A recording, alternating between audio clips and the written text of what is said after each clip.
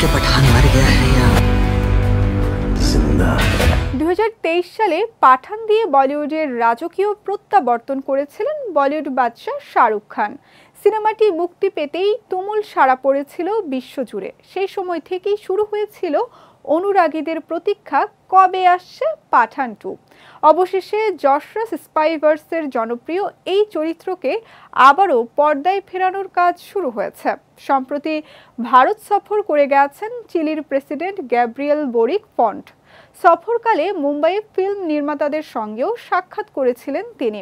এরপর বলিউড অভিনেতা অংশুমান ঝা ভারতীয় গণমাধ্যমে জানান, চিলিতে পাঠান 2-র শুটিংয়ের সম্ভাবনার কথা। 2026 সালের শুরুর দিকে লাকাত বাগ্গা 3 ছবির শুটিং শুরু হবে চিলিতে, এমনটা উল্লেখ করে অংশুমান জানান, যশরাজ ফিল্মসের পাঠান সিকুয়েলেও ওই সময় দেশটিতে শুটিং করবে বলে বিবেচনা করছে।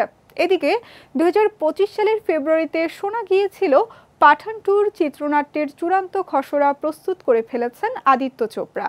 2023 সালের মাঝামাঝি থেকেই পাঠান 2-এর চিত্রনাট্য নিয়ে কাজ শুরু করছিলেন তিনি। এই হিসেবে 1.5 বছরেরও বেশি সময় লাগলো এই সিনেমার চিত্রনাট্য শেষ হতে।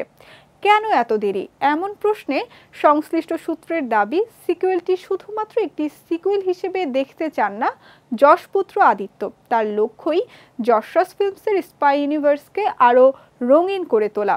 প্রথম কিস্তির মতো এটিও পরিচালনা করবেন নির্মাতা সিদ্ধার্থ আনন্দ।